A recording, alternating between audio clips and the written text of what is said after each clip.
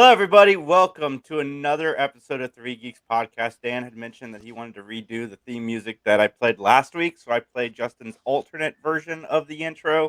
And we are happy to have you all here. And Max, why are you wearing a mask? Because unlike you, Jason, I am not about the spread of COVID. So since you spread COVID to me via the internet, I had to deal with that all this last week, and I'm trying to prevent all of our other fellow esteemed podcasters from getting COVID. So I will responsibly wear a mask, even if I don't wear it correctly, fully under my chin. But just diaper it the whole night. I got COVID and it sucks. It wasn't too bad though. I just felt achy and I have a cough, but life has been worse before. So I hate everybody because nobody got it as bad as I did, and Liz got it pretty close to me, I believe. Yeah, Liz is pretty bad. One of the plague rats, or children as people call them, brought it home, and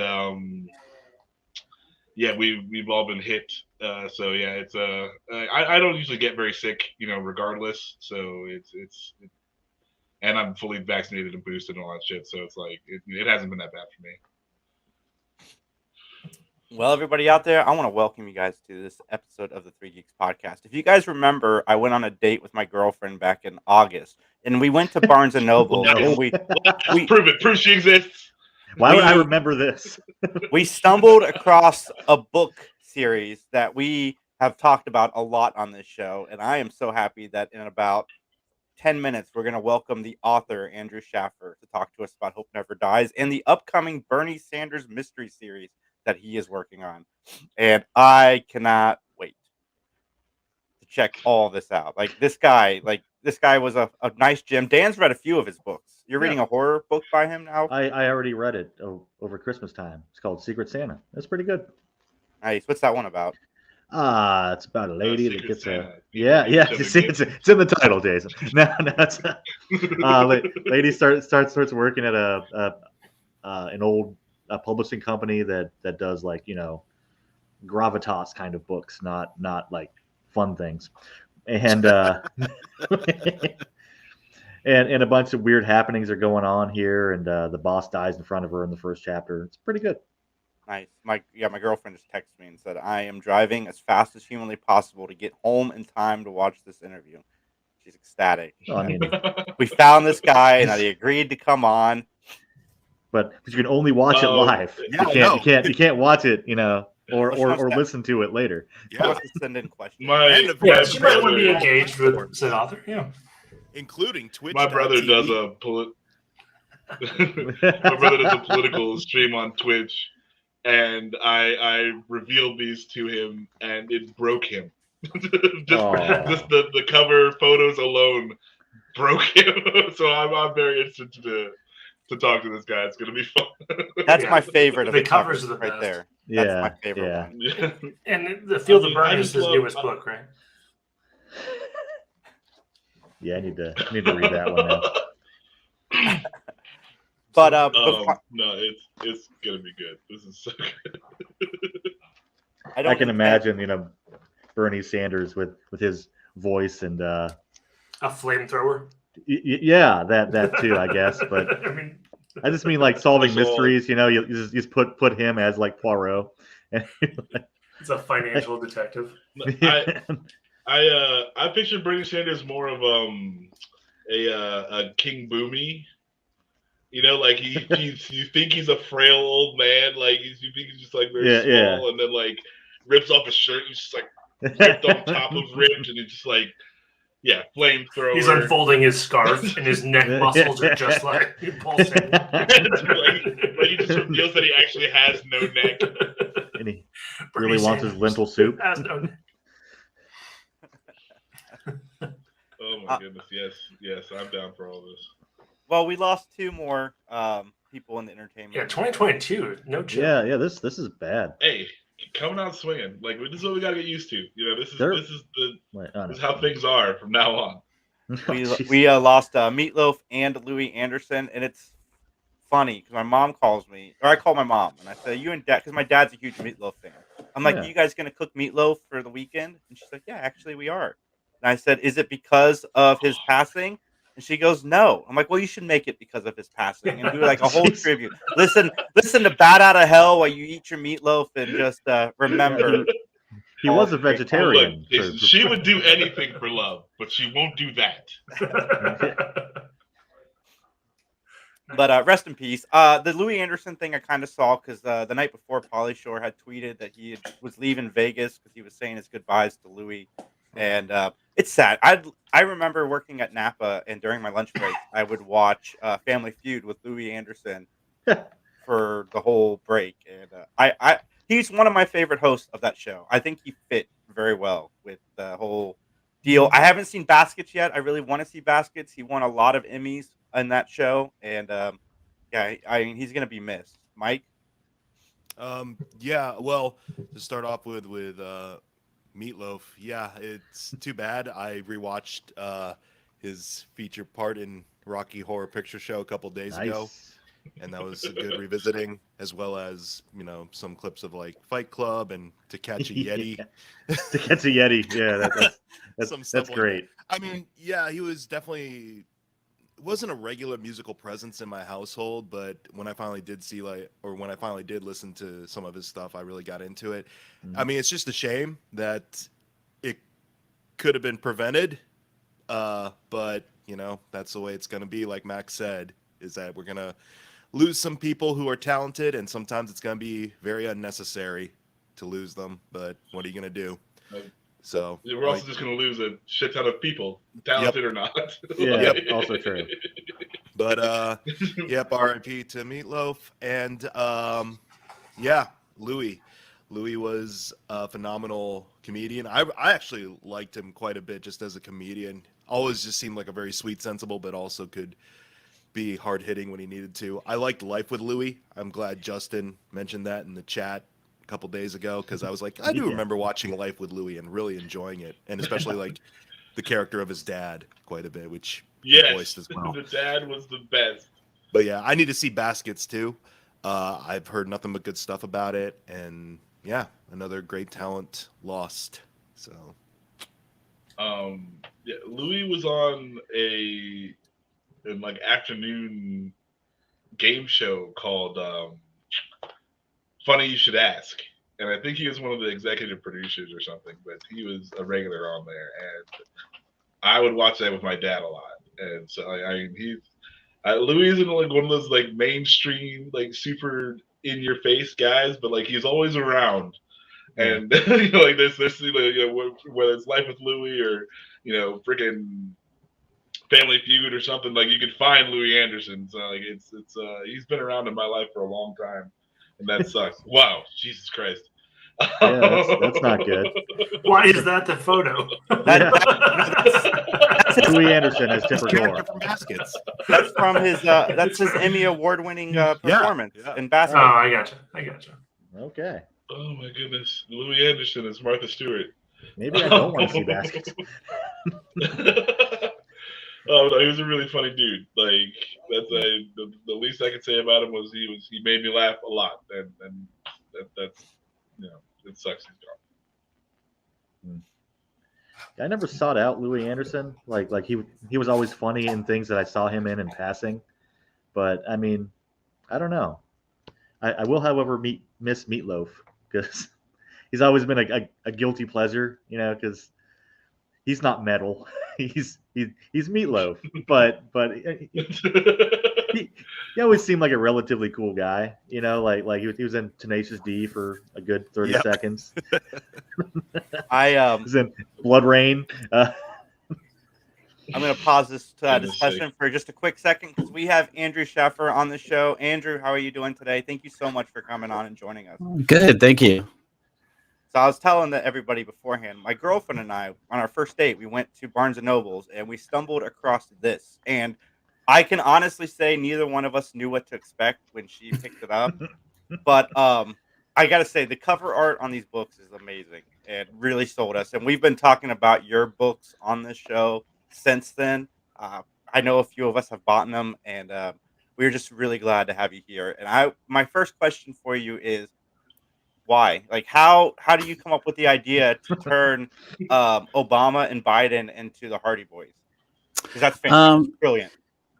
Yeah, I don't. I wish I could say it started with that cover art or something, but the cover art came much later in the process. It started off with just an idea that I wanted to see, just from the very beginning of the Obama-Biden presidency. I had this idea of Joe Biden, nothing to do in the White House, having these sort of Walter Mitty adventures where he's solving crimes and I mean it's just a just a longstanding joke that the vice president has nothing to do. And we have Kamala Harris right now complaining that he gives her the crap jobs, and I'm like, yeah, you're the vice president. It's a thankless job. But there was a picture of Joe Biden that came up very early in the vice presidency where he had these aviator shades on, and he just looked. Oh yeah. I mean, there's no other word, badass. Just like he looked like he was playing at an action hero from the '80s. And I said, well, what if he had like a buddy comedy or something? And that's when it really clicked, because it started off not. It started off just with Joe Biden, and then eventually, say hi. Got a cat here, and it started off with with just Joe Biden, and then I go, but he needs a buddy here. He needs a buddy, and I was like, well, of course, Obama. And I sent it to the idea to my agent, and she's like, it's kind of off the wall. I'll take this to the one place that may be interested, which is the publisher of Pride, Prejudice, and Zombies, Quirk Books. And lo and behold, they were like, we've been trying to get a Joe Biden book off the ground for years. They wanted to do like a series of mystery, like it was sort of train mysteries. And so I said, well, what if we did this together? And then from there, it came together very quickly. The first chapter that I'd written as a sample is there's barely a word change between that initial pitch and then the final book that was published. So that rarely happens in publishing. And there was a lot of, we had to get it out really fast. So the book was written very quickly, and then as soon as it was ready to get out there, like, we need another one. So I was working on the sequel right away. So it was really a whirlwind, sort of 2 years working on that book, and just hoping and praying the whole time, that we've got this Me Too movement and everything going on. I would say I don't ever want to work on another book with a male celebrity as a hero on it, because you're just watching the news going, oh my God, when is the shoe going to drop on this person? And then, of course, then I'm like, Joe is just, he's handsy. He's a little handsy. And, and lo and behold, his name comes out, and I'm like, oh God. And people are like, he sniffs hair, And I'm like, okay, well, we'll see. But I mean, at that point, I guess there's worse things you could do. He's looking for clues. He's looking for clues. They're clues in hair. Like a bloodhound. Yeah, that's right. Yeah. I gotta ask you. Tell DNA. He's like, DNA. You've been near our murderer. I've got two questions. I guess I'll word them together. But one, what's the legalities about using actual people in a book in the spoof kind of way? And also, what made you want to be a writer? The funny thing about doing like a spoof is that you can do whatever you want basically with the characters in a book. It's just really more with regards to the marketing, so as long as you make sure it's a parody and whatever, you can do that. But say I had a friend that wrote a book called I think it was called Taylor Swift and the Secret of the Starbucks Lovers. And it was a very, very funny Nancy Drew type book. She ended up self-publishing it, and it's out there now, and it is really funny. But I don't think any publishers are interested, because when you're promoting it, you can't put Taylor Swift on the cover, and you have to sort of walk a fine line between what's authorized and what's unauthorized. When it comes to political figures, though, you have a little bit more leeway. So technically, Joe Biden or Obama could have sued me, but I was like, there's so many people they should have gone after first. There's so much unlicensed. Oh, hey, there you go. Nice. Yeah, that's a Taylor Swift Girl Detective. A very funny book, but there's so many people that they could go after before me. People who make action figures of Obama, people who do this or that. And then also, it's generally assumed that once you go into public office, you sort of lose a lot of your rights as far as your image. It's assumed that no one's really put that to the test so much. I think Obama only threatened to sue one person over his presidency, which they had made some, I think, dolls of his children or something sort of creepy like that. So Yeah, that's too much. Yeah, that's a little far. They weren't really concerned. I mean, I did another book called 50 Shames of Earl Grey, which my books have to go through all these sort of vetting process with these lawyers and everything. And in that one, it was a parody of 50 Shades of Grey, but in it, I have Dr. Drew Pinsky show up at several points. He had said some stuff about 50 Shades of Grey and how it was bad for women and stuff. And I forget what it was. It's so long ago, but I had him show up in the book, just like watching people have sex from closets and stuff. They'd be like, who's in that closet over there? And there'd be these two eyes, and they'd open it up, and it'd be Dr. Drew, and he'd be like, hey, I just, anyway, the short of it is that the lawyers were like, okay, this is fine. Nobody's going to think that's really Dr. Drew. You're like on Saturday Night Live. You're doing a parody. It's very clear. The only part that they had questions about was I had a scene where Eddie Vedder has a giant fish tank in his house in Seattle that's filled with naked women swimming around with fishtails. And he called them his mermaids. And I don't know why. The idea was to kind of parody Eddie Vedder and say, oh, he's not as down to earth as you think. He's putting on $1,000 flannel shirts and stuff, and he's got a fish tank full of women in his house. And the lawyer was like, I need to know, is this a rumor about him? Is there truth to this or something? And I was like, no, that's completely absurd. But the funny thing is there is a wait a minute. there used to be a place in Florida which was just a bar where they would have women swimming in a fish tank with fishtails on. So it's not as absurd as it sounds. It's just you wouldn't have it in your own home probably. Unless you're Eddie Vedder. Yeah, unless you're Eddie Vedder and you can afford that. And so there wasn't, so we have lawyers that look over this stuff. And I did a parody about Trump, and the lawyer was, the publisher was like, we hope he sues. That would be amazing. It would just, the publicity would be totally worth whatever it costs. And and he didn't bat an eye at it because he probably didn't know it was a parody. He just So that's sort of that answer. And, I got into writing, I think, very early on. Everybody, y'all are geeks, right? Mm-hmm. Yeah. Okay. There's more than 3 of you here, though. Yes. But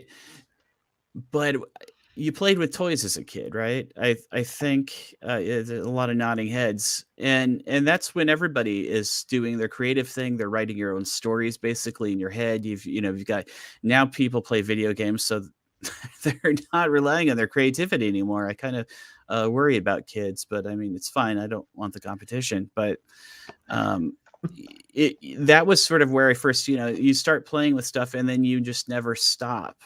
And that's sort of, how I became a writer. As you start writing your stories down, that hey, I'm playing with my Ninja Turtle toys, and now I'm writing a Ninja Turtle story.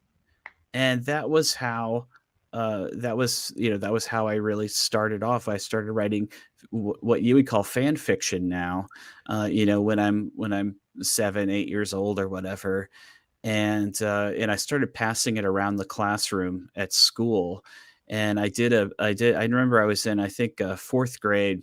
I wrote a parody of the Justice League of America called the Junkie League of America. And it was, I mean, for fourth grade, it was pretty edgy. Instead of Flash, we had the Flasher. It was some edgy stuff. There were some really sick jokes in there. And I passed it around in the classroom, and it just got kids laughing in the middle of class. And so I wasn't the class clown, but I was the other kid that was a class clown was the one who gets in trouble because he's making people laugh, and he's like, "Hey, stop that!" But I'm just passing around a paper, and people are laughing at it, and I just never sort of stopped that. That impulse never really left me, and it just leaves a lot of people. That's why whenever someone says, "Oh, I'm not a writer, I'm not creative," I'm like, you were at one point. You just kind of, get distracted, grow out of it, whatever. Maybe it's brain damage. I don't really know. Well, I mean, it could just be like, hey, if you don't exercise a muscle, like you lose, it goes, you get soft or whatever. And it's not like you got to keep trying to do something if you want to keep it going. Mm-hmm. Yeah, absolutely. It's writing is creativity is a muscle that you have to flex. You see so many people that go to these these painting classes or something where you're just sort of painting what the instructor tells you to, and their paintings don't look half bad. There's and I'm just like, creativity, it's just a skill that you have to hone. And a lot of people think that they don't have it for some reason when they do. So Yeah, I get it. I used to play G.I. Joe's weird. That's very Bob Ross of you. I'd have Pauly Shore as one of the G.I. Joes, and he would be the water boy for everybody. It was fantastic. Wait, did you have a Pauly Shore toy, or did you just do a voice for it? I had the old. They used to have off-brand G.I. Joes. Yes is the answer to your question. Yes. Yes. Just the voice. The off-brand G.I. Joes, and there was one that looked like Pauly Shore from In the Army Now. I was very creative. Oh my god. Okay, buddy. Nice. Oh wait, yeah. I played G.I. Joes. G.I. Joe was the number one thing I played, and I was like, if the military was anything like that, I would go into it. But they don't let you have swords. They don't let you pick a code name. Everything I knew about the military. You can't get swords. Swords are still in. Wait, what? If you're, I was in the Marines, and if you rank high enough, you can carry a sword. Mm-hmm. Yeah, I mean, I had it all planned out. I was like, I'm gonna go into the army. Well, first I have to go train in Japan. Then I get my Arishikash tattoo, however you pronounce these words. I get that tattoo on my arm. Yeah. You get your rivalry with Storm Shadow. Or Yeah. And I was like, Yakuza. I have to learn how to fake a heartbeat to sound like someone else. There's a whole list of things I had to do, and I didn't really get very far in that list. But it was sad the day that I took I take all my Joes with me over to my friend's house, and I think it was about 8th grade was the last time I played with a friend, and I took him over there, and I was just like, when are we gonna play? And he's like, yeah, I'm kind of done with that. And I was like, what? And he's like, there's this thing that's called girls. And I'm like, what? No. I'm like, you mean like Scarlet and the Baroness? He's like, no, like real girls. Like I just was. But have you met Captain Planet?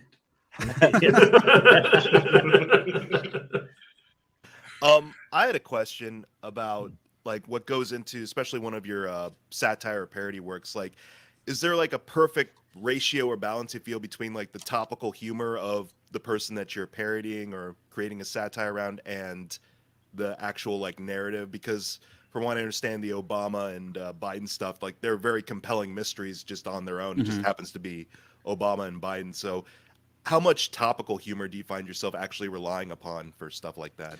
Oh, I would. It's a great question because I am a firm believer that you really need a skeleton for your book, for your movie, whatever you're doing. If you're the wackier you get, the more you need something to ground it. I think I see this a lot with it. I mean, the one example I always come up with was I was never a huge fan of Family Guy, because I think it was the very first episode I watched. Like out of nowhere, the Kool-Aid Man bursts through the wall, and nothing seems to make sense. And I'm like, what are the rules of this universe? And what is the storyline here? And I think over the years, they did develop those characters, and they probably got into more stories and less absurdist humor. But for me personally, I think you have to have that skeleton, that spine to the story before you can get super crazy. And that's why I work really hard on the mystery aspect of the Obama Biden mysteries, and the love story in 50 Shades of Earl Grey is actually it follows a traditional romance novel arc, even though there's absurd stuff that happens. So I think I just try to have something there that grounds it. One of the funniest books I've ever read, funniest series I've ever read is Hitchhiker's Guide to the Galaxy. But after book one in that series, you don't necessarily have a plot to string you along that makes sense. It's just look how crazy this is, and then something else crazy, and then this crazy thing happens. So mileage may vary. It's still, like I said, it's still the fun. That first book is still the funniest one I've ever read, but it just kind of goes sort of off the rails after that. And I think that I'd seen the same thing happen with growing up. I was also a big fan of Piers Anthony in his Xanth series, I believe. And that was another one where, over the years, it just got more and more absurd and crazy, but he always had plots to those books. They were sort of mystery fantasies, something always going on. But yeah, it's a good question, and that's my answer. But someone else may say, no, I like the wacky stuff. Someone may say, I love Terry Gilliam movies or whatever, or these absurdist things, and I feel like I'm more of a Rolling Stones fan than a Beatles fan. The Beatles got all sort of mystical and crazy, and look how weird we are, and the Rolling Stones were always like, we've got a blues beat behind every one of our songs. We're not weird. Meat and potatoes type of stuff. Yeah, You mentioned that your publishing company also does like Pride and Prejudice and Zombies and Zombies. I've read Abraham Lincoln Vampire Hunter, and that that one reads as like pretty straightforward. It's Abraham Lincoln and it's Civil War era. But gives you what it says in the title. Yes. Yeah. And that's another thing too. I think when you're writing something that you want to, there's a screenwriting thing from a book called Save the Cat, where the author talks about the promise of the premise. So when you promise something to someone, you say, I'm giving you Abraham Lincoln Vampire Hunter. You are going to give them Abraham Lincoln Vampire Hunter. You're not gonna, subvert it or whatever, because people don't like to be, you can subvert things and people are sometimes pleasantly surprised, but most of the time they're going to say, when I pick up blank, I want this, from it. And if they don't get it, they're going to get really mad. And I think as a reader, I feel that way too. I pick up, I say, the most recent example was I picked up like a new Superman comic, and it's Superman's son.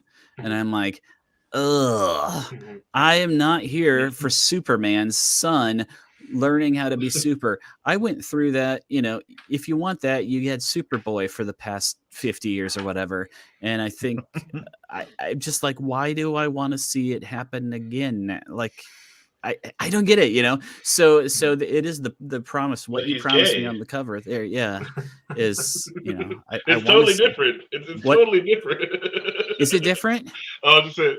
No, Superman's son is different because the son is or he's pan or something. His sexuality is different, so that makes the story a little different. Yeah. Wait, I thought. Okay, well, that did not come through when they were punching aliens in the face. It just did not come up. It must have. It must have. It wasn't. He didn't like look at the aliens and be like, "That one's hot," and his dad's like, "You're a little different than me."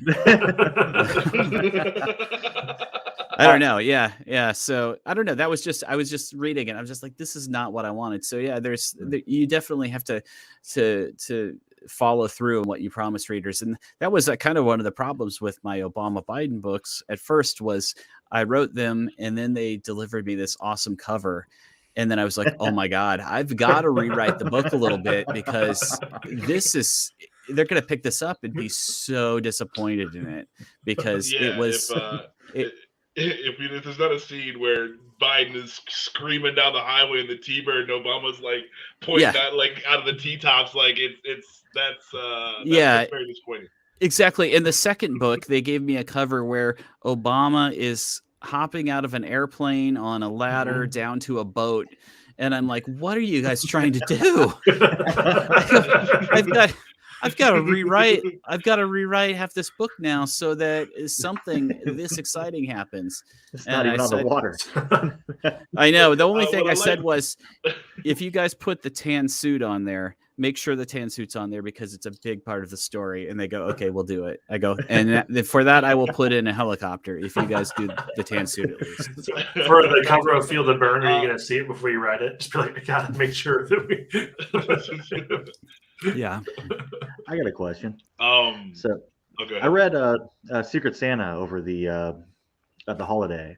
I didn't even realize I was doing research for the guests, but I really like that one. Are you doing more horror stuff in the future? Or? I'm not. I'm glad somebody liked it. No, here's the funny thing about that book was that when you write a horror comedy, it's really difficult to get to balance the horror and the comedy. And I see this with movies a lot. There are some horror comedy movies that are great. They kind of, either come down on the side of comedy or they come down on the side of horror. Now, hardcore horror readers do not want the funny. I think that I like the funny though. That book was really, to me, it was more of a Gremlins sort of book. It was really that sort of 80s feeling. That's why I set the book in the 80s. And I really was going for a certain tone, and I felt that I nailed the tone. Now that a lot of the feedback I got from some horror readers was that it wasn't, gritty enough. It wasn't scary.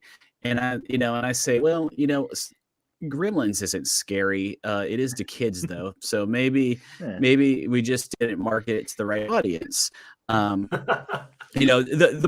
will say that the book, year over year picked up a lot of readers. It came out in 2020 and actually had more people buy it in 2021 than the year before, which might have to do with coming out the first year of the pandemic and not really being on bookshelves anywhere or anything. So so I think in that terms, but I'd always wanted to do a horror book, and I wanted some of the first short stories I did write, probably about 7th or 8th grade, were very Stephen King-esque, Ray Bradbury, Twilight Zone type stories that were very weird and had but they always had like a twist comedic ending. I was like, I have to have the twist at the end.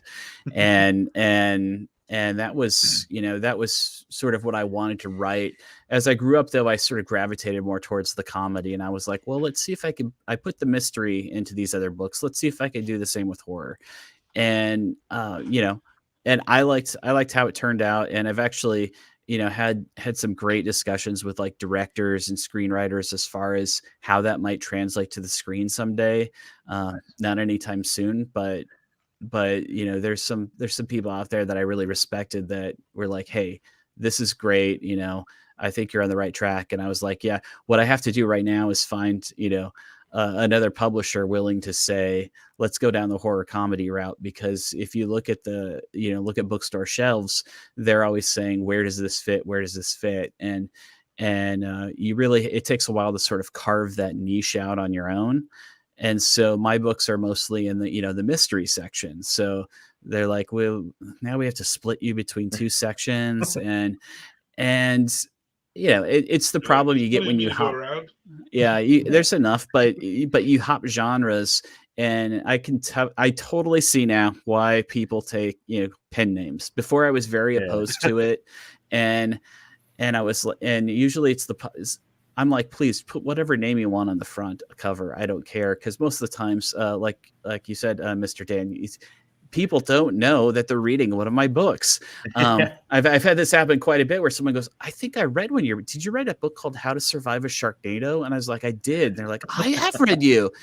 Nice. So I just write in so many different genres. It's just really tough. You don't usually keep your readers from genre to genre.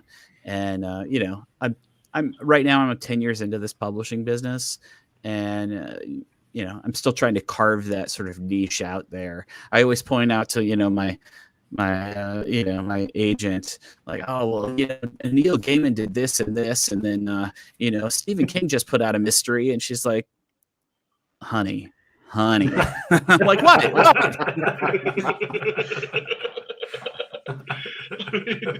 But I mean, like, they're you say you put comedy in, like, it's all comedy though, so it's weird to me, like, they don't put them all together in a comedy, like, that's the comedy section of the book is really weird. It's, if you walk into the comedy section, you get just all like celebrity comedian memoirs and stuff, and then you get the reason they put comic books there sometimes too, and like Sunday comic strips and all this kind of stuff. And so that's a grab bag also. Yeah. Oh, look, it's a book on awkward family photos. A lot of those books are like, look, it's the internet printed out. Yeah. I'm like, oh, the death of Superman is a comedy. What? Yes. I was curious. No, I guess you got to keep trying. I was curious. You mentioned like talking with, say, directors and stuff about possible adaptations. Has screenwriting or script writing ever been something you've been interested in, or crafting, particularly for television or absolutely movies? Because there's just a bigger market for humor and comedy in screenplays and TV and movies than there is in books. But it's something that up to now you really have to be in LA at least to start out. You have to make those connections and all that kind of stuff. And I look at LA and I'm like, the traffic is just, so I really haven't. I went out there for some meetings, and the meetings just always end like really badly, because I can't help but like just sort of get snarky in the middle of them, and then these executives don't really know that I'm like ripping on them, and it just gets to be I'm like, how far can I push them? I need a chart to explain it to me. I know, and so I mean, I'm not saying they're bad experiences, but I usually undermine them by just being an ass. There was a executive for a company. I'm not going to say their name, but they wanted to do an Obama Biden live action movie or TV series or something, and they said, who do you see as playing Biden? And I go, Nicolas Cage. Yes. And he says, who do you see playing Obama? And I go, Nicolas Cage. And there was just this, it was on the phone, and there was just this long pause, this long silence. And my agent jumps on. My agent unmutes herself, and she goes, Andrew, tell them that was a joke. Tell them you're kidding. Please, Andrew, tell them you're kidding. And I go, no, I'm not kidding. Obama, Biden, both played by Nicolas Cage in a dual role, live action. And this executive goes, okay, I get it. Yeah. Oh, it'd be, 2 roles, 1 guy. And I'm like, I just can't believe he's going along with this. And I'm just pushing him on. And then my agent goes, no, we're just table that. We're not going to talk about that. Table that. And its executive goes, well, what's the problem? I mean, it's just a blackface, right? This is 20, Oh, he goes, man. this is 2018. I think people would understand if you're doing it ironically. Oh boy. Oh boy. I'm like, oh my God. And that's why they don't put me on these. Just to be clear, I didn't say that. The Right. studio exec said that. I think you need to be like some type of advisory board because that's the ideas they're coming up with. We're in trouble. I know. I was Matt like, said oh it's my God. 2018. Surely they will know that it's like. Have you met the American public? Like, Yeah, Come really. on, people know. But It was just kind of how sort of out of touch, sometimes some people, and I just could not, and their willingness to sort of to say yes to anything you say in a meeting. I mean, later on they'll go back and say no, but in a meeting they just have a hard time saying no to anything to your face, and they just want you to like them. It's very different than say, if you're is anyone here on the East Coast? Or, Yep. I mean, if you're on the East Coast, people are very direct, and on the West Coast, it's very different. And I'm not going to say it's one is advantages to the other. One's more likely to tell you to F off than the other, but I'm from the Midwest. And so I look at both sides of the country, and I just want to take the piss out of them. So it's kind of what I do when I go out there, and it's just amazing. So yeah, that's the bottom line, is that I'm kind of a hard sell right now out there because they're afraid to take meetings with me. Nicolas Cage would love you though. Let's say you're pitching somebody. Let's say you're pitching somebody, and you're just firing out, Nicolas Cage after Nicolas Cage, and they are loving it, and they, like, next thing you know, like, this thing is in motion. Like, would you try to stop it, or would you? Oh my God, roll I it? don't. No. I just don't know. Who said I can't unsee a split screen of Cage as Obama and Biden agreeing to do finger guns around each other? That's our friend Tim. That would be great. Yeah, I'm like, how far would this go? I think once I pitched, I had a book. My first book was kind of a serious book called Great Philosophers Who Failed at Love. It was about the love lives of philosophers. It was little biographies of their love lives and then their views on love. And the humor was sort of in the gulf between their ideals and then how their own lives ended up, not any different than anyone else's, but they were the ones that said, hey, we know how to live life. So it was a little humorous in that way. And then they tried to turn it into something out in Hollywood. And this agent that I was talking to out there was like, what do you have? What kind of pitches do you have? I need to take this out. And I go, here's one. It's like the OC, but with Ayn Rand and Friedrich Nietzsche. Okay. It's like all the philosophers that we know and love, Aristotle, all these philosophers are hot. They're young. They're 1920s. This is going to be on the CW. Nietzsche's going to be kind of the dark, mysterious guy. And And that was the one they took out. They go, oh, that's a great idea. People are gonna love this. Man. And I was like, oh, how far is this gonna get? And then at one point they were like, hey, Michael Bay and Jerry Bruckheimer are looking at this right now. I was like,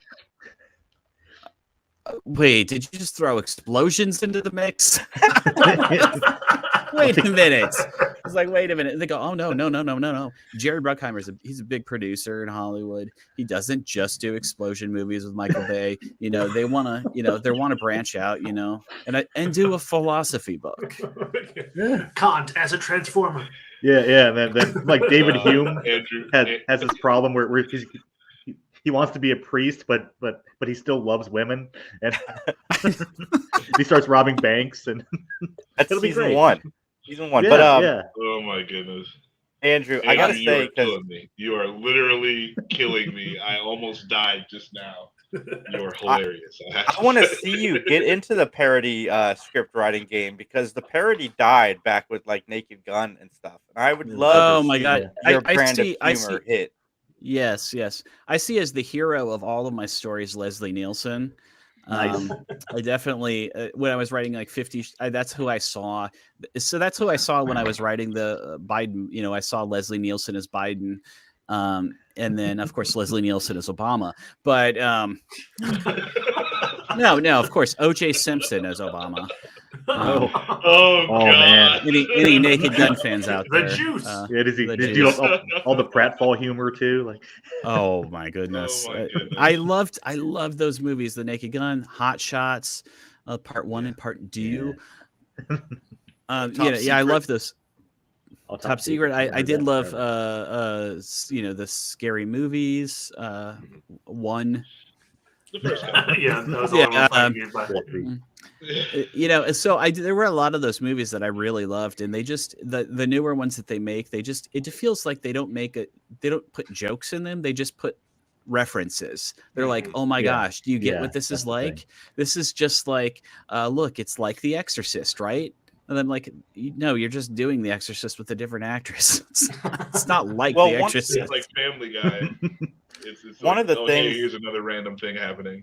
One of the things that made like Airplane and Naked Gun, and even the Brady Bunch spoof movie, is that everybody was playing it straight in their worlds. Yes. You bring up the Sharknado problem there. I did a book called How to Survive a Sharknado that actually appears on screen in the second movie, as written by Tara Reid's character, which is oh boy, probably the most unbelievable thing about those films. Yeah. But the first movie, and I have this on good authority, they thought they were making a good movie. They were like, dude, this is it. We're making a good movie. This is it. And they put it up, and all of a sudden people started to laugh at it. And they're like, what's happening? I don't understand. You know, every character in that first movie played it straight. Ian Ziering, Terry, they played it straight. The second movie, though, from that one on, the screenwriter, the producer, everybody, the actors, actresses, they all knew that it was a joke. And so they started to not play the characters seriously. It started to be like, oh, what's the funniest line I can say here? Blah, blah, blah. And I'm like, no, the funny part about some stuff like that is that how serious you play it. And I just was like, I know I'm saying Sharknado needs to go back to its roots is what I'm saying. Franchise needs to be rebooted. Maybe a prequel. A prequel with baby sharks. Rebooted with Nicolas Cage. Yes, as the sharks. As the sharks. They just have Nicolas Cage faces. Just flying around. You talk a lot about the promise of the premise. Kind of goes back to that. And like, I think sometimes it's just the one and done thing, like The Room with Tommy Wiseau. Like he was trying to make that a sincere drama. And because of that, because of his inability to do that, it's funny.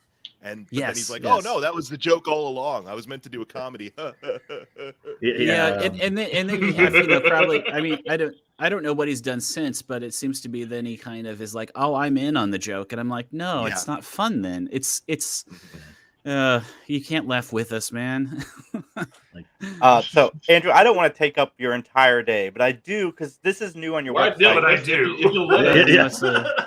Sometime within the last couple weeks, I mean, he hasn't this complained up there. But I want to hear about the new Bernie Sanders story that you have coming.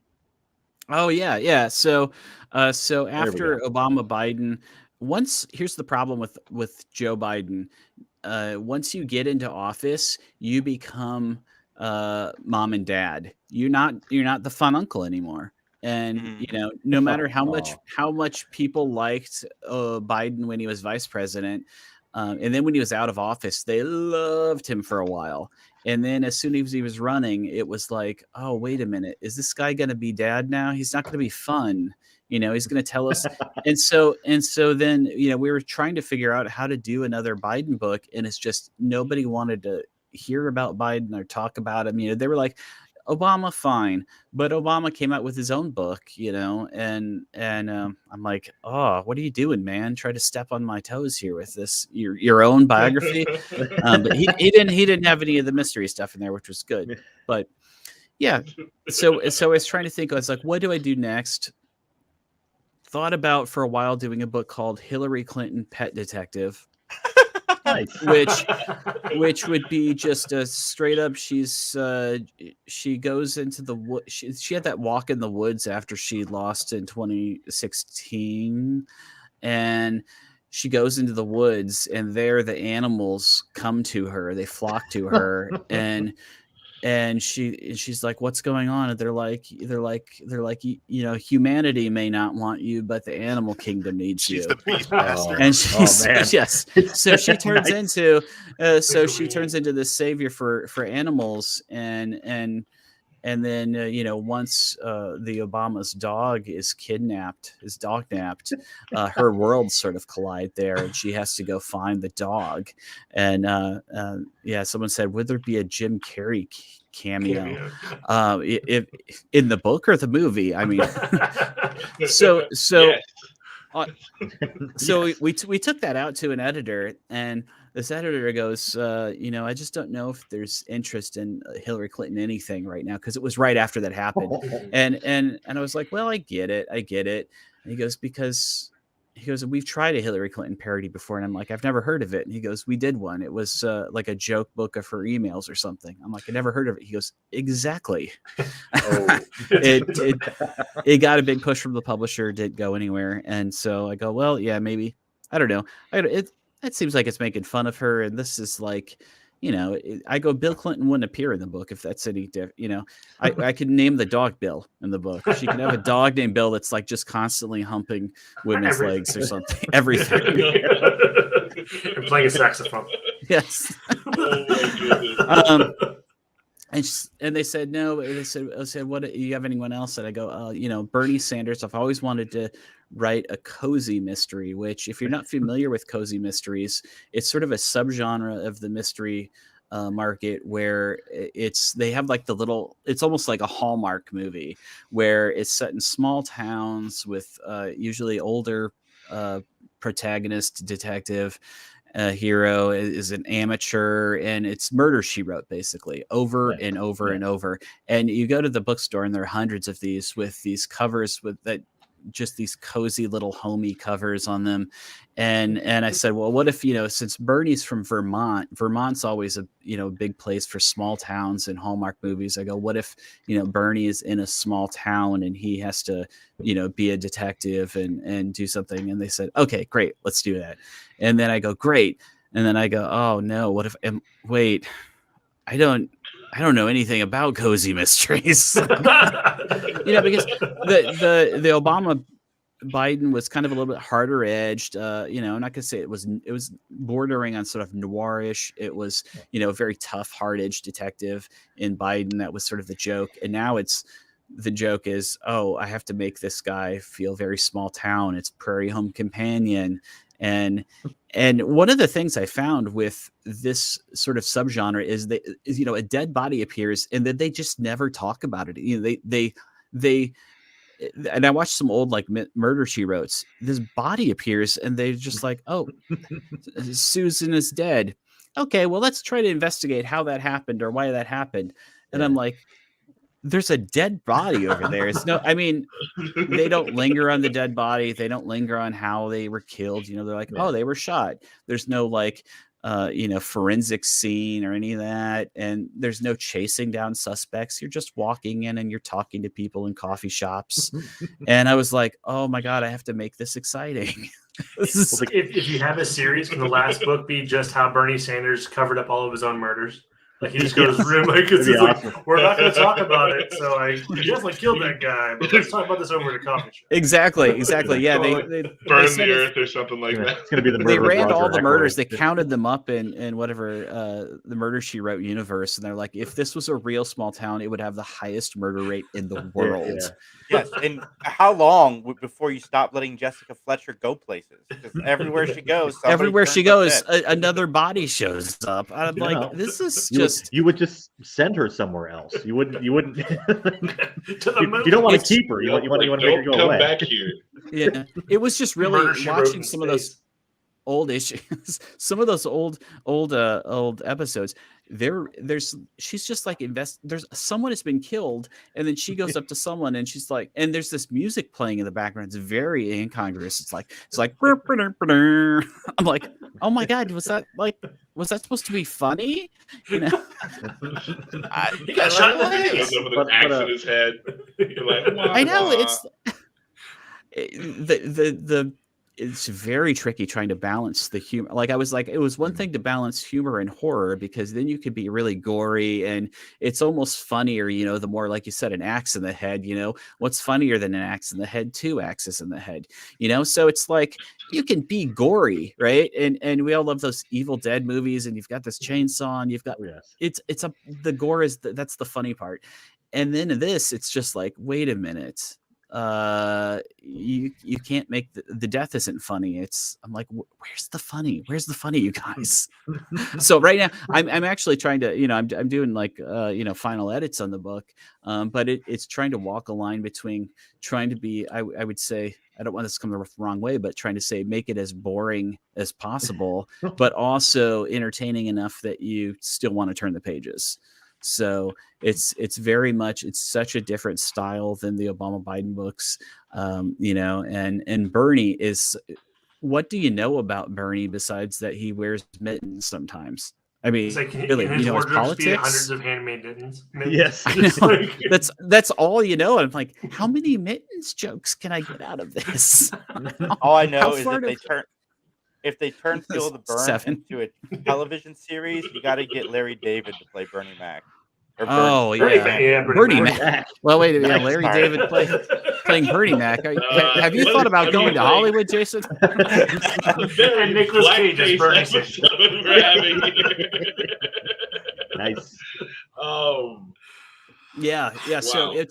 it's just Bernie it's. Mac. I did throw some, you know, Larry David has the best Bernie, you know, parody impression, and so basically I just imagine him in the book as Bernie, because I can't imagine Bernie doing anything than being on stage, you know. You curb your burn. Yeah, exactly. And I talk to people that have like known him in real life, you know, not Larry David, but Bernie, and they're like, you know, there's Bernie on stage, and then Bernie off stage is kind of this, you know, quiet guy or something. I'm like, that's not funny at all. Just so, you know, so I've gone with a very, you know, stylized take on Bernie Sanders, and I think that, you know, it's got a plot that is very much of he's fighting against Big Maple. The maple industry in Vermont is you know, it's a small town, but the businesses are being taken over by one corporation that's coming to town, and so he's trying to preserve the small town amidst all of this. They're cooking their books. Yeah. So it's actually very much on sort of brand for what you would think Bernie Sanders would do if he were to do a mystery. Can his house be a tree house? He's trying to save the maple, just like.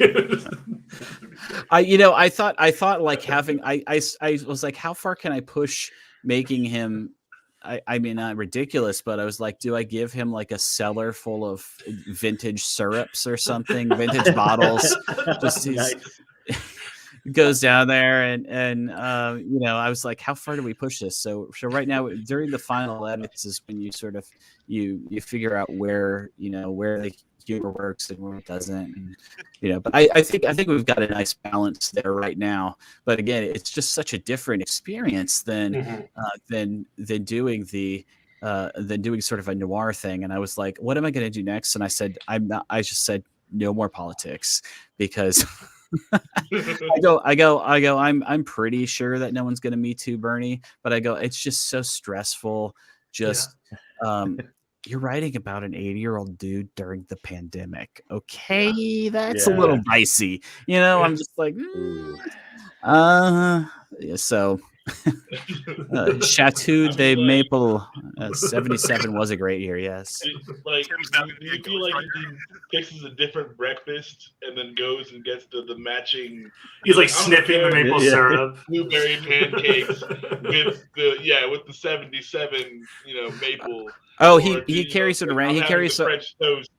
a certain vintage around in his flask. He has with him at all times. It's like a Batman utility belt of maple syrup. And he's also got and there's also like a bunch of recipes that I've included in the book. So you know, Nice. you've got your different maple pecan cookies, Vermont blueberry pancakes, poutine. There's a whole bunch of food in this book, and you'll be reading it saying, "Were you hungry while writing this?" And I'll be like, "Yeah, I was on a diet. I was very hungry." Andrew, I want to say thank you so much for taking the time to talk to us. And secondly, Oh, yeah. we play a game. It's called Remake Revolution, where two different teams compete to remake like a movie that we pitch. And I'd love to have you on someday to play that game with us. Oh yeah, that'd be great. But thank you so much. I mean, we had honestly only planned on taking 20 minutes of your time, but this has been way too awesome. And Oh, you could fantastic. just cut it down to the 20 essential minutes is fine. No, That's it all Nicolas stays. Cage, It's yeah. It all stays. Oh, Nicolas 'cause Cage it's- is why are Obama. there more than three? There's more than three of you. What Yeah, happened? it's an old podcast. More That's people. what happened. Oh, picked up okay. a few Yeah. beats along the way. It started with 3. Yeah, it's like a snowball effect. Where can everybody find you online, Andrew? I just did. If you just type my name in, you'll find me, Andrew Shaffer, Shaffer. If you don't spell it, if you misspell it, you'll never find me. But right now I'm not on a lot of social media. I'm on Instagram and Facebook very rarely. I'm not on Twitter. Is anyone on here Twitter on here? I am We have an account. Yeah. not- Yeah. podcast. I- Podcast is on Twitter. Something happened to Twitter at about 2016 where it became less fun. I don't know what it was. But, Can't put my finger on it. Yeah. I don't know. It just became This is a different. I rough think it one. was the Cubs won the World there's Series. a mystery for Bernie Sanders. Yeah. Why does Twitter suck? Why does Twitter suck? And I thought Twitter's going to go back to being fun or no. Twitter it just became really stressful. And then if you say something about Nicolas Cage on there, it's just you just don't want people to take it the wrong way. You know how it is. So I was just like, I can't be in this world anymore. Basically, I'm saying I got run off Twitter, and so now I'm now I don't just do a lot of social media, which sucks because the only time I get to talk to people is on podcasts these days. So it's no Come on problem as taking often as you the want. time. Yeah, Thank really. you. Yeah, 6 geeks, 7 geeks. When the We- Bernie Sanders books come out, I would love to have you back on. And I Oh, just definitely. as we were talking, I just ordered the 50 Shades books, and I can't wait to check them out. Oh, well, I mean, I could've- enjoyed the tea bag amount. That was fun. Oh, the tea bag in the 50 Shades of Earl Grey. They did this cover with this tea bag, and nobody got like the pun there, Yeah. and they had Oh, man. this book went out like. They actually did. This was the most amazing thing in the world, but also it was kind of one of the crappiest because they did these bookmarks where off the end of the bookmark was an actual Earl Grey tea bag. And so it was not in a package though. It was just the tea bag was attached to the top, and it was kind of cool. However, when you put all of these in a box, Yeah. the tea bags Oh. all got twirled up together, and so It's just a nightmare. Yeah. I did an event in New York where it was the signing. We had hundreds of people there, and it had to unwind every one of these to get the tea bags out of. I was just like, "This is you guys. It's a great idea, but there's a reason people don't attach tea bags to bookmarks." But I think it says something like, "Let Earl teabag you" or something like that, or My name is Earl. Tip your bag into 50 Shades this spring or something. It was something very obscene. Anyway, they sent these bookmarks out to bookstores too, and so they had to unfurl them, and it was not until, like 6 months later that like the marketing person came back to me and said, "Oh my God, I just realized what the teabagging was about." And I'm like, well, that's what you get for not reading the book and being sort of clueless about culture. But I want to think that they just search that on and they're like, we sent oh this my out to all God. these Oh God, bookstores, and we went really hard on this pun, and I'm like, they're like, you didn't tell us what we were doing, and I'm like, sorry. I thought you read guys a book about a steamer in God, Cleveland. Yeah. it's like- I know. It's really on the nose. I thought you did it on purpose. You being an adult. Yeah. Like, That was also the one where I put there's one where it says like which one of these sex tricks or whatever are you willing to do, and it said teabagging, Cleveland steamer, and then the Abraham Lincoln, and they're like, what's the Abraham Lincoln? And I'm like, I don't know, but I don't know. I just- He's over there killing zombies. It's fine. Yeah, whatever. Well, everybody go to andrewshaffer.com. I've been sharing the link everywhere, so go check it out. His books are fun and funny and the kind of parody that I wish would come back to film as well. So check it out. Andrew, thank you so much. And I've got the perfect clip to play as you exit the show. But again, we want to boy. thank you so much for joining us. Yeah, thanks, you guys. Before we let you leave, I just got to tell you, best guest of 2022 so far, hands down. Nailed it. Hands down. Is it 2022 already? Yes. Yeah. Doesn't feel like it, does it? Sadly. It's a very brave thing of you to say, though, in January. So I Yeah, I was like, appreciate it. 20 Is this your first show of the year? No. Listen, Andy, don't look too hard into it. It's our Don't look second too hard show. into it. You did great. It's our second show. It's okay.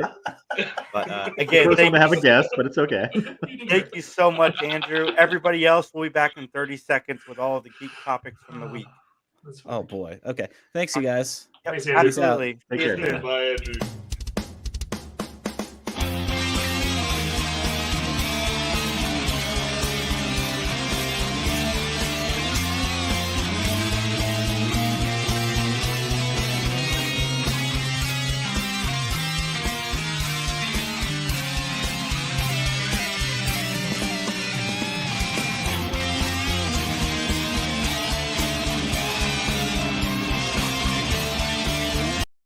What a great guest! Like, oh my god, fantastic! You That never guy know. was so much funnier than I Mhm. thought he was going to be. Oh, yeah. Like, Yeah, it was great. He's great.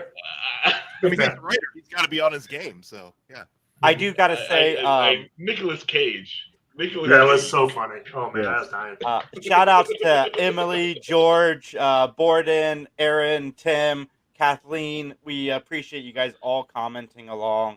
It's just I didn't want to interrupt his brilliance. Like, seriously, Oh my goodness. I love So this good. guy. And I had a Yeah. coronary. I had a COVID coronary there in the middle of it. You look and, like you were dying. Oh my god, he got me. He got me so good. Like, wow. I gotta say, I know it'll never get made in 2022, but I really want to see the Nicolas Cage movie. Yes. I mean, come And on. I was thinking about it, and if you get to the end, the whole Biden mystery thing could just be in Nicolas Cage's head. Yeah, I was about to say you're going to go into a whole like what Yeah, a twist. yeah. You can give it the Newhart I ending, would- like, I would also tie in the Larry David Bernie Sanders. yeah, okay, I would like have give him a cameo at least. not a problem. Wait, not Bernie Mac. not Bernie Mac. No, From not the Bernie Mac. grave.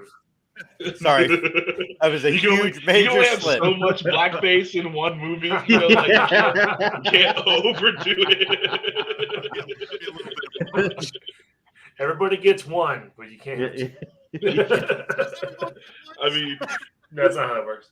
well, I mean, like Robert Downey Jr. got away with it in Tropic Thunder, and that Yeah. was like the last time anyone got away with it. So Yeah, 'cause I feel like it's been long enough. it kind of hammered home the point of like, here's why we don't do it. yeah. I mean that was the whole point of the role. But So, Yes, it's not. Once you take it to that place, it's like, why even bring it back for a gimmick? I do 'Cause feel Nicolas kind of Cage. bad though because I've seen his Trump parody on the Kindle, but when I was going past it, I thought it was an actual like straight. Oh, You know, we love Trump book, so I was just like, oh no. Oh my But god. now I have to pick it up.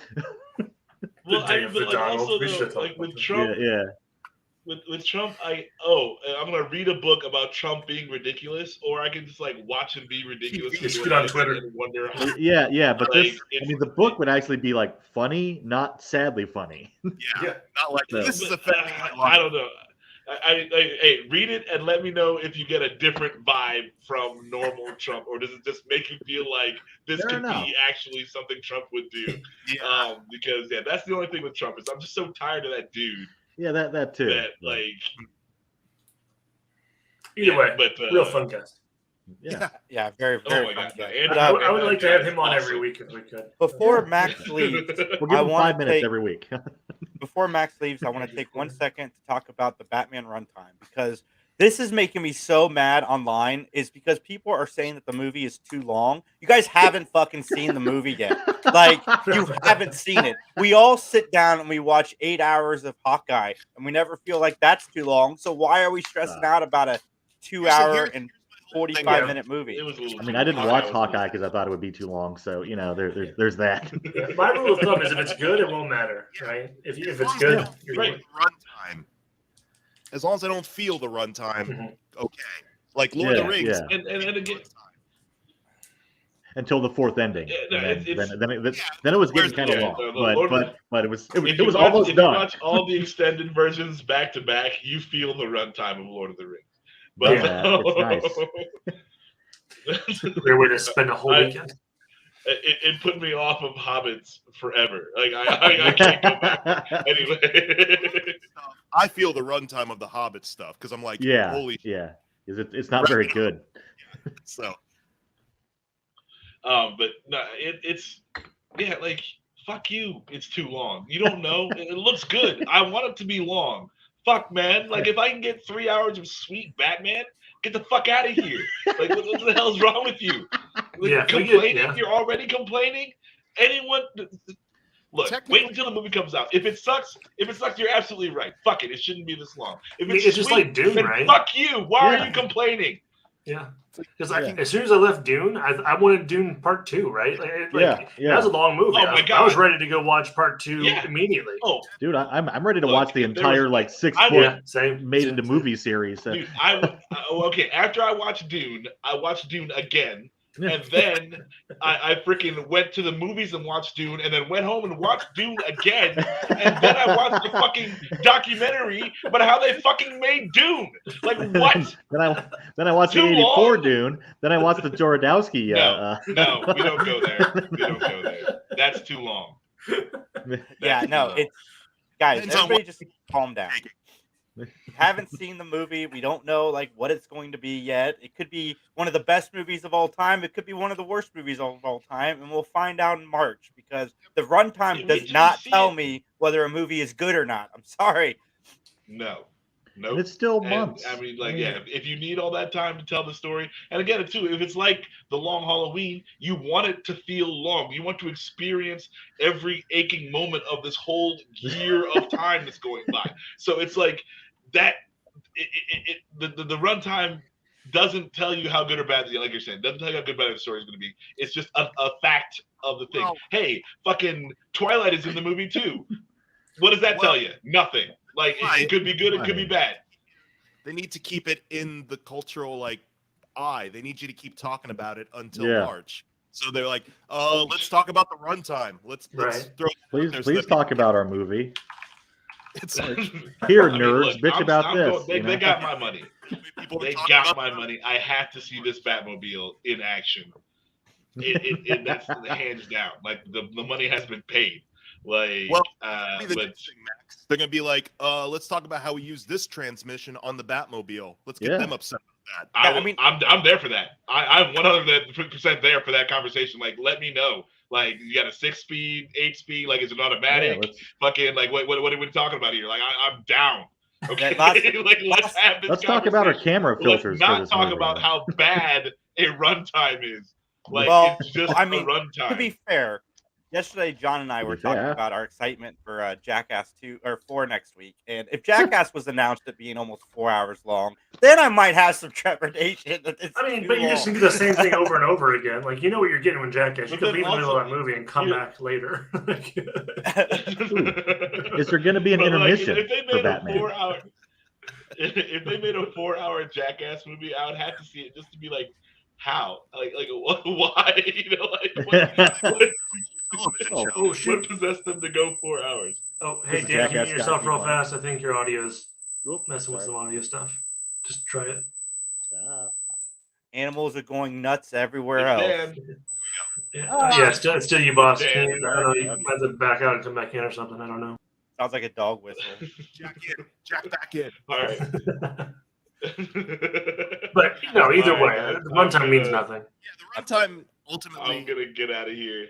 Runtime's Feel not gonna better, be buddy. after the fact, and then you'll be like, I don't want to go through 3 hours of that again. So Right. that's it. Exactly. And this is a nothing thing to be. Yeah, if the studio leaked this to keep conversation going, then okay, I understand. Yeah, But, that's you know, what if they it's- do. That's the hype if, machine. if this is just like fans like just fucking frothing at the mouth for no reason, then come on, guys, like let's just like go play some video games or something. Like there's plenty of other shit to be done. Like build some Lego. I don't fucking know. Like Hey, this, Jack. this is Video not nothing games. to bitch about. Speaking of Legos, are we getting closer to that new one? Yes. Well, COVID kind of threw a wrench in everything. Yeah. So I'm now like another week. I've been thinking about it pretty hard though. So Where's I'd my say Hogwarts, yes, Max? It did put us closer. We're not. I'm not doing Hogwarts. If you want Hogwarts, you're gonna have to buy the Hogwarts. I like having Star Wars Lego around. Like I don't know if you can tell. There's the fucking What? thing right there. But I don't really need Harry Potter Lego around in my life. Aw. Like that's meh. I always get wanted you. to have like a Lego shelf like Mr. Rogers used to have with like his little imaginary land. Yeah. And they come and they talk to you Yes. at night in your sleep. This turned very On dark. that note, please recycle your droids. I'll catch you guys later. I'm gonna Feel go better, dude. drink like a half a bottle of NyQuil right now. There you go. Nice. Cheers. Aaron is Oh, I building was trying to Legos see. right now. We're not going to Sweet. keep you guys super long for the rest of the show, mainly because my internet is going out, but also because I only have a couple more topics. And one of those topics is Moon Knight. Did anybody get a chance to catch the trailer? No. Parts of it, but the bigger news is that one of the actors died, right? Yeah. Yeah, the actors passed away. Yeah, that's terrible. A skiing accident, if I Oh, recall. geez. Terrible. He was young too, like in his Yeah, 30s. he was really young. Oh, man. Yeah, that sucks. It looks Yeah. sweet though. I'm excited for Moon Knight. It does. I don't know anything about the character, so that always adds to my enjoyment not having any preconceived notions Yeah. going into the show or the source material or the movies. But yeah, no, it looks awesome. I'm looking forward to watching him play Moon Knight.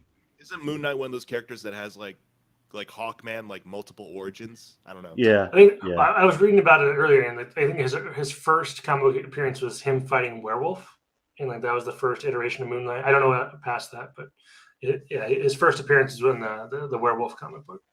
Everybody that's watching us on Twitch right now, and we got a couple of you, So please subscribe.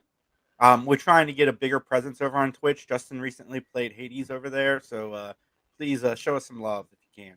I think I'm gonna stream Maneater later today. I just bought it. It might be Nice. fun to eat people on stream. So that might Oh, be fun. Maneater's fun, man. It is a blast.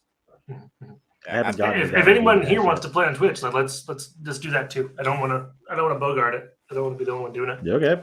I'll build some dino parks for the Twitch. Yeah, do it, But Some Forza? I'll do some Forza. please. I'm looking forward to that. And one of the things I found fascinating this week is Daredevil went back into the Netflix top 10. Oh, It's Yeah. at number 8 since Spider-Man. The Spider-Man came out. Yeah. that's cool. That's That's good that show's getting some more eyes. Yeah, 'cause, that's a good I show. guess one of the rumors floating around the internet is that Matt Murdock will be a big character on Echo, the new Oh, Marvel okay. Disney Plus show. Makes sense. I'm not familiar with Echo. Well, it's a more recent character who has ties to Kingpin and things like that. That makes sense. Oh. That makes sense. What's up, Wise? How you doing, bud? Wise, if you didn't catch the first hour, I highly recommend going back and checking Yeah, it Andrew out. was great. Andrew was fantastic. And then the other story that I pulled for today was, let me pull it up. It is Whoopi Goldberg is going to be in Picard season 2 with Trailer. Q. What's that? Yeah, Trailer and stuff. I'm excited because I love Huh. all of the Paramount Plus Star Trek stuff, and everything got renewed. Lower Decks is probably my favorite of the new shows, but yeah, I'm excited for everything that they're doing with Star think Trek. Have that's I all just missed the Paramount boat? Plus Has Whoopi has. Goldberg been in a lot of stuff? I just feel like I haven't seen her recently. Is that just a me thing, or has she been doing a lot of stuff? And I It's on haven't noticed. The View. Oh, that's- gotcha. She's doing daytime TV stuff. Okay. Hooray! She's a huge Star Trek fan. Like back when they made Sweet. the original Next Generation, she lobbied for that role on the show. Like Yeah, they paid yeah. her hardly anything to do it. Is she playing Guinan in this one then? Yeah, Picard. Okay. yeah. And Q's back. Oh, I'm nice. excited. I love That- seeing Patrick Stewart in the That role. almost makes you want to pay for Paramount Plus, but not quite. Just log out of your Amazon Prime and log into ours, and you can enjoy it. Nah. You already get the emails for it. Do I? No, he signed out. Oh, okay. Yeah, What, yeah. Oh, I could Discover- come back on. What's that? What season is Discovery on? Because that's been around for a while. Yeah, Discovery. Let's look. That's on Discovery. It's Paramount. on Paramount Plus. Yeah. Yeah. Discovery is a show that I've liked from the beginning, but since they propelled into the future, now that they're like past everything that happened, it's a much better show because they've gotten out of the whole prequel. Oh, that's good. Like we're stuck. Yeah, so remember the first time we watched it, we bashed the first episode, right? Then everyone started liking it. Where, Which is great. where is Scott Like when it. I need him? Yeah.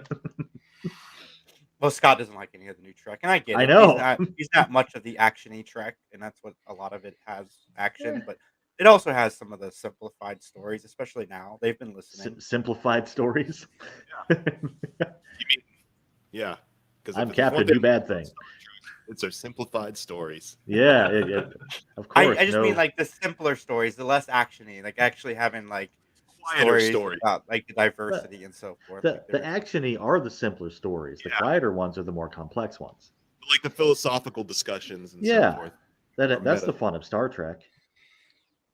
but, That's That's what what live people on and want Star prosper. Wars to be like all the Star Wars nerds, and it never has been. Give me hate, people. Come on. It feeds me. Today on the Perfect 10, they are doing the SNL cast members. I cannot wait to check that out. Chris Farley better be somewhere in the top. Ranking. Okay. Oh, boy. Yeah. Holy crap. In a van down by the river. Yeah. Fat man in a little coat. God, I wish I wasn't busy tonight, George. I'd beg you to be on your show tonight because that's not the new logo. I deleted the other logo because I thought that was the new logo. Sorry, Oh, George. big whiff. Sorry, George. No. Next Sorry, time. buddy. I like the logo. It's pretty. It's a logo from 6 years ago. We've got Sam Waterston returning in Law and Order season 21. And am I the only one on this podcast that is excited about the original Law and Order? You are returning? correct. I've Wait, not wait, watched wait. Law and Order. The original Law and Order? Is that streaming anywhere, or do I have to watch SVU and all the new ones? Probably. I think they're going to continue the serialized storyline because SVU's been Okay. really good lately with the serialization. I like Well, Sam Waters. So Yeah, SVU is my favorite of the Law and Orders, but Really? Organized Crime is slowly moving up the ladder. Man, I've not watched Law and Order since I Yeah. left my parents' house in high school. I like old-timey Law and Order, you know. Like, Yeah. Sorry, it's not a shot at anybody. I just said. it's like it's been a long while. Yeah, Yeah. it's been a while since I've watched any Law and Order as well. Peter Billingsley is returning to Christmas Story in a sequel. Is anybody excited about that? Or does is anybody this like care? the third sequel? Yeah, I thought there was Now? already a sequel. Christmas Yeah. Story. Yeah. There's already This is two. the first sequel with like original cast members. No. No. That doesn't That's interest not me. true at all, either. To be honest. Yeah. Because the first sequel, I think, had one of the bullies in it, I think. So Yeah. Well, like one of the bit parts, I guess. yeah, well, But it was someone from the original film, so yeah. Whatever. Yes, Wise, Law and Order Organized Crime is very good. Is it? Is the Christmas Story sequel just going to reveal that he is actually that character from Iron Man? Yeah. He's actually the guy that yelled at by Jeff There you go. Bridges. Tony Stark. What a great twist! I would love that. Pulled into the Marvel universe. Yep. This whole time. Yeah. Ooh, Everybody- that could almost get you to Kolchak being in the Marvel universe, and that would be awesome. Nice. Yes. I would be all for that. Him Yes. Teaming up with Blade. And only like 5 people in the audience know what we're talking about. So. That's correct. Oops. Me and Katie know what you're talking about. We watched the first episode. Okay. Check it. Yeah, it's freaking great. You guys should watch that. Anyway. Everybody out there, I want to thank you guys so much for tuning in. Next week, we have Mike versus John in a Winnie the Pooh remake revolution judged by me. I cannot wait to hear what crazy pitches these two guys have in store. I am excited. I cannot wait to reach out to Andrew to try to get him to play Remake Revolution with us. And yeah, and George, hold on. George says, I say leave the Christmas Story alone. It doesn't need a proper sequel. The Home Alones are getting so bad. Why ruin it? Home Alone 5 was not that bad, George. Like, Home Alone 5 compared is to terrible. 6, Home Alone 6, whatever the newest one was, it wasn't that bad. Yes, it was terrible. The one with Ellie Kemper, That kid is a psychopath. yeah, but I mean, It's okay. The first Home Alone had like cute charm. Okay, Macaulay Culkin wasn't a freaking monster. oh no, the kid was a monster, but I laughed during the new Home Alone, which is something I can't say for 3, 4, and 5. I don't think I watched those. Yeah, I'm not. I stopped after did. 2 for my. Why would I own watch experience. those? I I watched watched it. I was this one like, because it was free. I was like, hey, Buzz, he's making a comeback in his career, and then he got arrested for being like an abusive dick. So, Yeah. Just like his character. That's funny. I want to say, I watched something a couple weeks ago called The House on Netflix. Ooh. It's a stop motion animation horror anthology. That sounds cool. thing.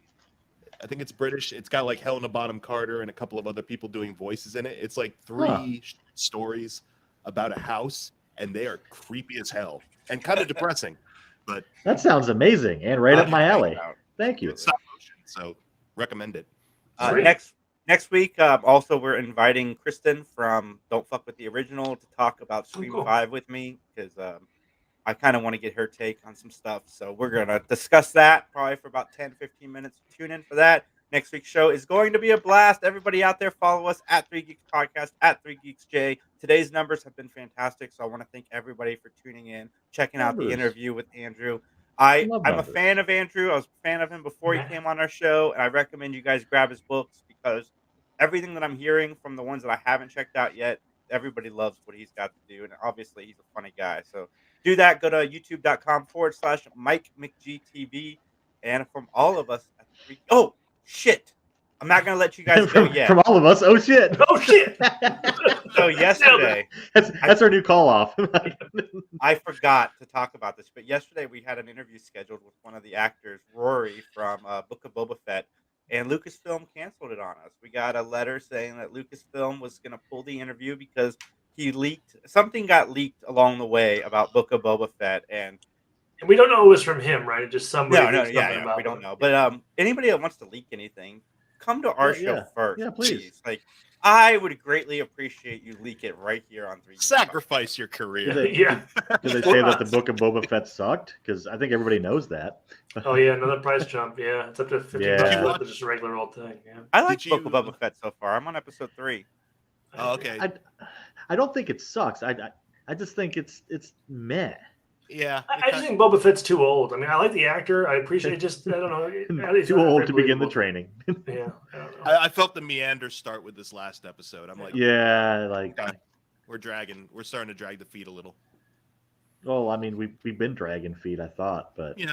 I don't know. But I in mean, single file because we're sand people. yes, and at And least they it's not dance. just Grandpa in his pajamas beating up people anymore. I mean that's a plus. Yeah. he's All right, a everybody. bro now. Have a good night. Yeah. Bye.